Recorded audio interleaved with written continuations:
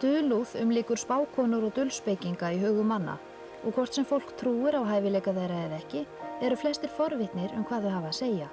Hvers konar persóna er maður og hvað ber framtíðin í skauti sér?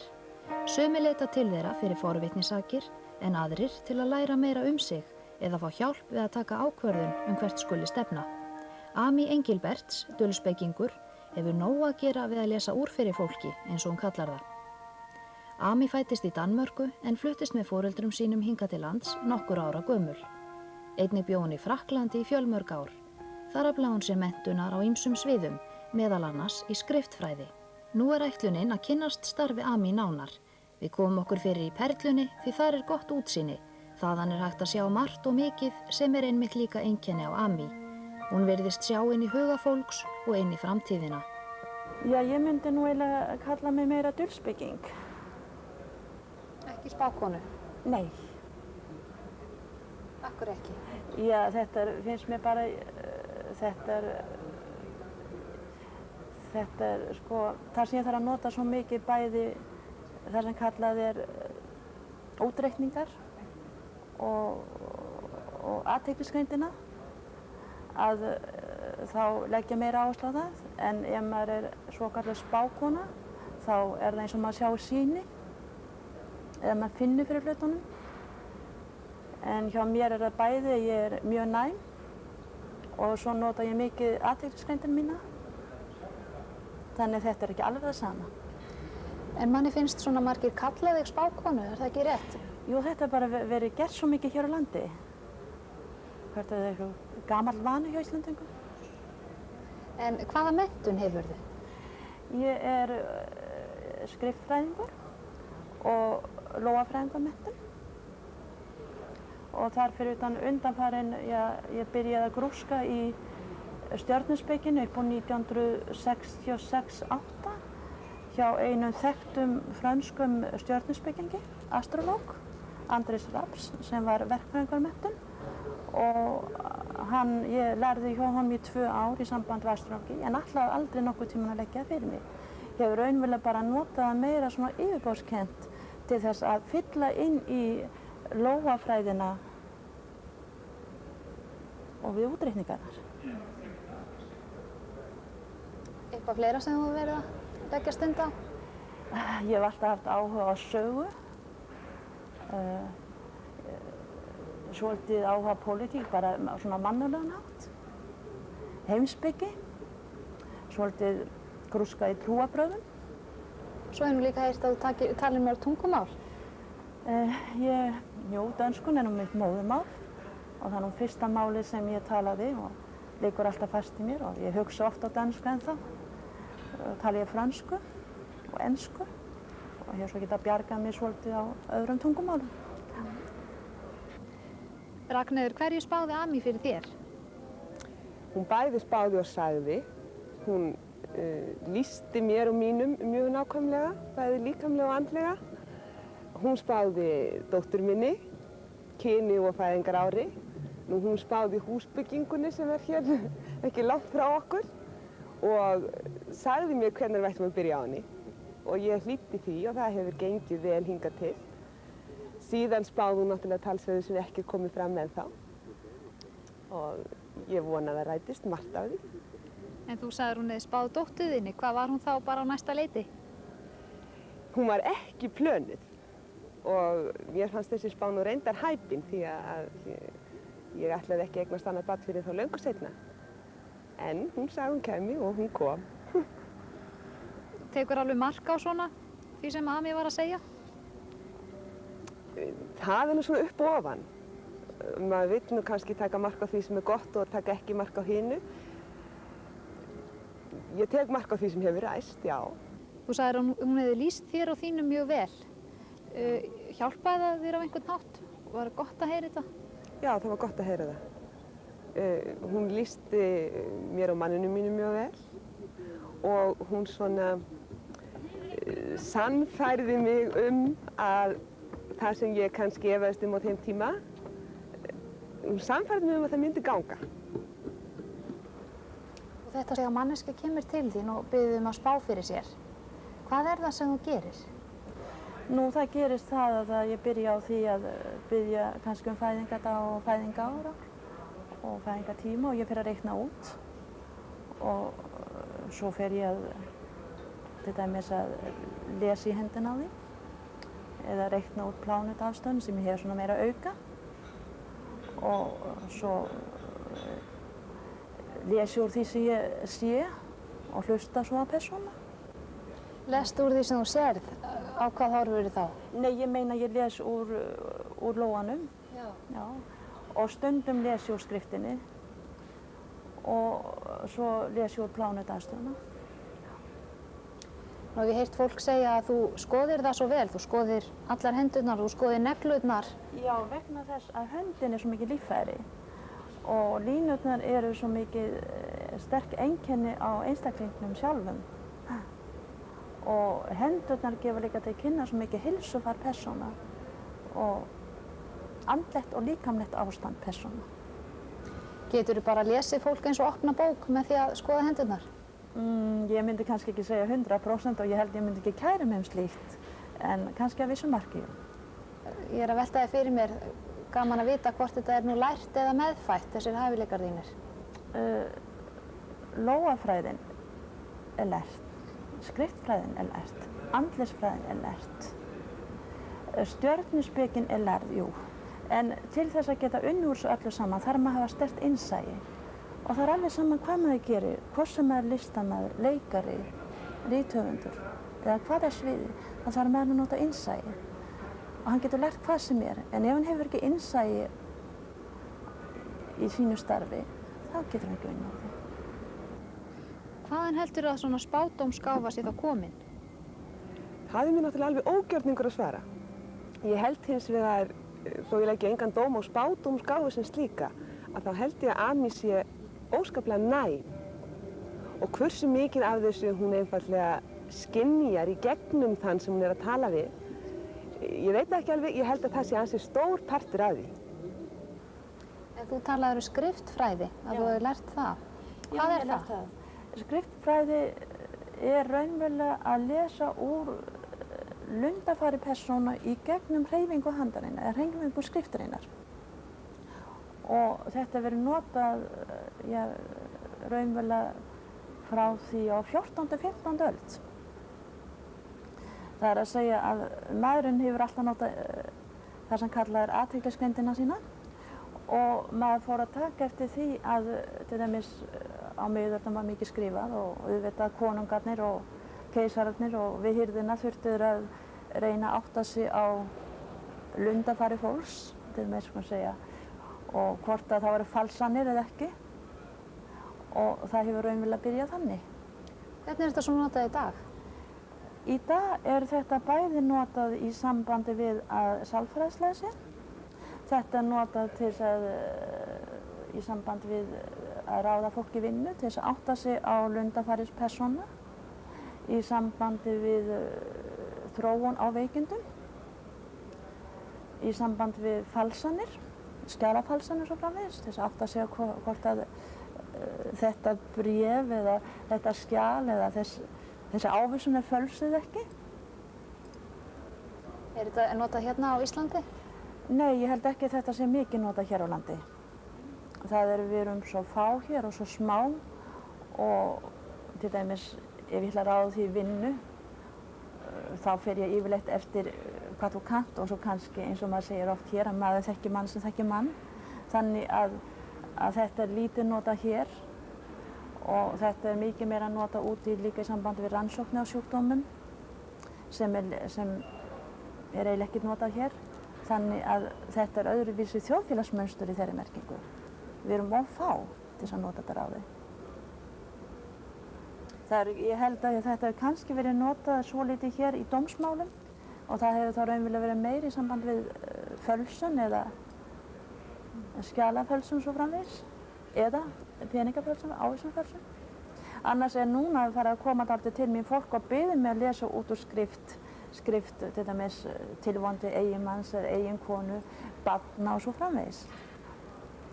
Hvað, vill það þá fá að sjá út úr skrift tilvonandi maka hvort hann passar við sig? Já, einmitt. og kannski vil fólk sjá í sambandi við skrift barna hvort að barnið hefur hæfileika, hvort það einhver veikleiki á barninu, hvort það eitthvað að. Það kemur einnig fram í skriftinni. Minnimáttarkennd, óróleiki og svo framvegis. Þú nefndir þarna varðandi tilhugalífið. Þú getur ekki gert hjónabandsmiðlari og notað skriftfræðina til þess? Ég held að ég myndi ekki vilja bera ábyrgð á því. Ekki hér á landi allavega, ha? Já, ég vissi nefnilega einmitt af þessari kunnáttu þinni að lesa og skrift. Svo ég fékk hérna 3 þjóðkunna Íslendinga til þess að skrifa pínlítið fyrir mig, bara eitthvað svona sem þið datt í hug. Og það væri gaman ef þú getur skoðað þetta og sagt okkur hvað þú sérð persónurnar svona í fljótu bragði.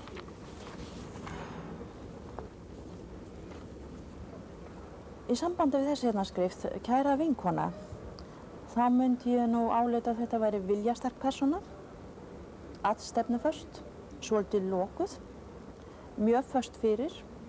Gæti kannski bent þess að þessi persóna gengi dálítið upp í smámunum, eða svona það sem kallað perfektionisti.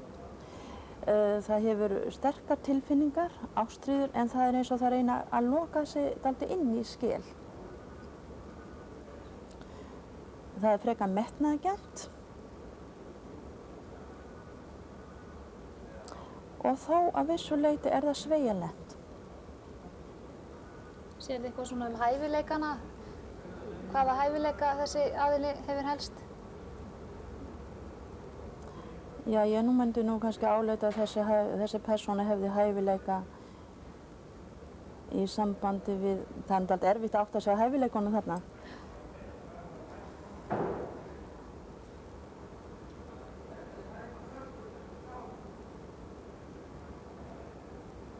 Já, til dæmis, ég myndi halda dæmis í leiklist og það sem lítur að því.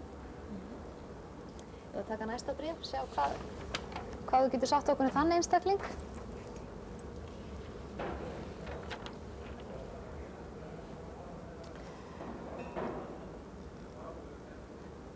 Þessi einstaklingur eðlisfrekar glaðlyndur, eða glaðlynd, og ég myndi kannski halda að þetta væri karlmaður.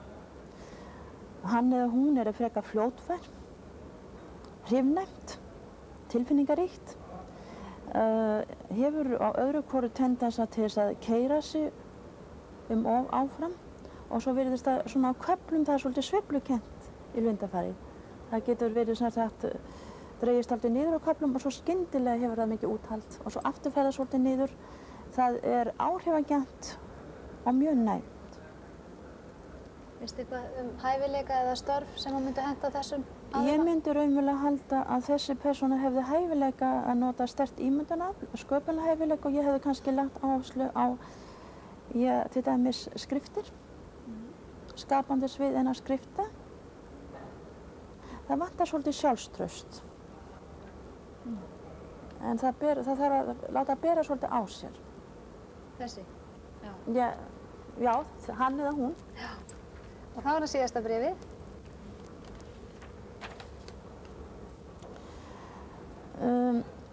Þessi persóna myndi ég segja hefur meira þessa sígildu skólaskrift.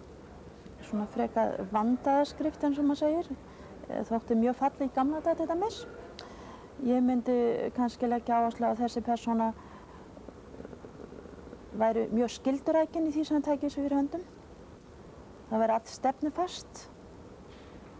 En það eins og það vinnur, ég myndi kalla það vinnur svona í törnum. Ég vantar kannski svolítið sjálfstraust. En eðlisfari þessi persóna frekar opin og bjartsýn. Dálítið formfast og gæti haft kannski svolítið íhaldsaman hugsunarhátt. En ég myndi kannski líka segja að þessi persóna sveigjanlega þegar á reynir, til dæmis í samskipti við fólk, þó það gæti kannski virkað dálítið stíft eða styrt. Veistu eitthvað hvaða störf eða hvaða hæfileikar þessi manneskja hefur helst? Það gæti raunverulega fara út í hvaða svið sem er.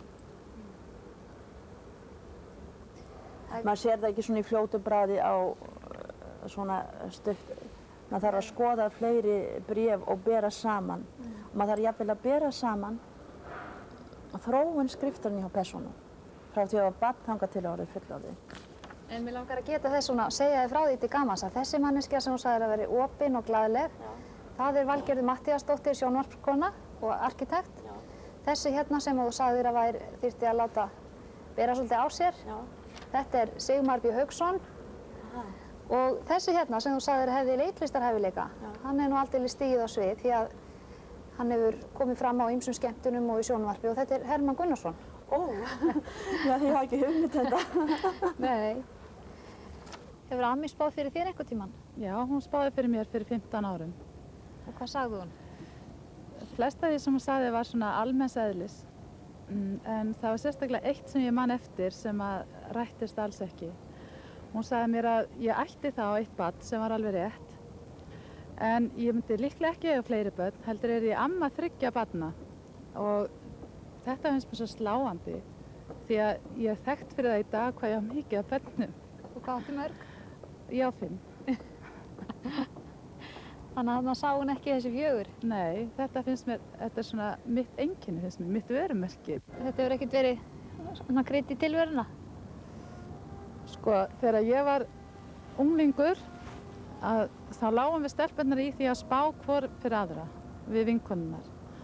Og það var ekki hægt að fara á ball nema að kíkja í boll eða fletta einhverjum spilum og svona. Þetta er bara óöryggi unglingsins, sko. Þegar mann langar svo til þess að fá draumaprinsinn og svona. Þetta er bara þessi von æskunnar að vera hamingjusamur. Og við héldum að við sæjum það í spilum. Eftir ég var fullorðin og svona, þá finnst mér þetta nú ekki, mér finnst þetta ekki vera neitt. En af hverju vill fólk koma til þín og láta spá fyrir sér? Að því að eðlisfæri þá er maðurinn forvitinn og hefur verið það gegnum aldirnar, gegnum þúsund ár. Og það getur stundum verið að forvitni. Það getur stundum verið aðstæðnað þannig að hann leitar eftir að vita hvað hann getur gert og í hvers konar aðstæð hann lendir í. Þetta er ósköp mannlegt. Og ég held að ef við höfum ekki haft forvitna frá náttúrunnar hendi, þá værum við ennþá á steinaldarstigi. En hvaða fólk kemur til þín? Það kemur allt mögulegt fólk. Það kemur bæði menntafólk, listafólk, verkafólk. Það er allt mögulegt. Úr öllum, við getum sagt, þjóðfélagsstéttum.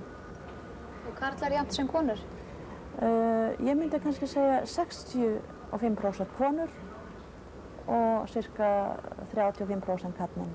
En ég myndi kannski halda að maðurinn er jafn forvitinn á konan, en hún er óhræddari að fara til þess að láta lesa úr fyrir sér.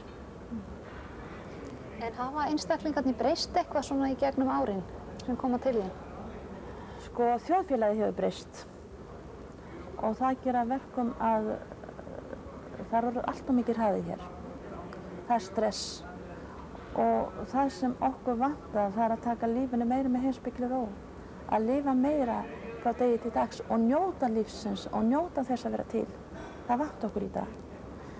Það sem ég finnst sorglegt hér á landi, það er hvað orðið er mikið álag af fólki og hvað það orðið mikið stress. Og það að fara að gleyma líf og vera til, að vera mannskjur. Og finnur þetta vel á einstaklingunum? Það er útgeislun frá öllum í sambandi þetta. Það er mjög sjaldgæft að ég finn persón sem hefur raunverulega ennþá þessa gömlu íslensku ró eins og var hérna í gamla daga þegar ég var barnaunglingur. Veistu eitthvað af hverju þetta er?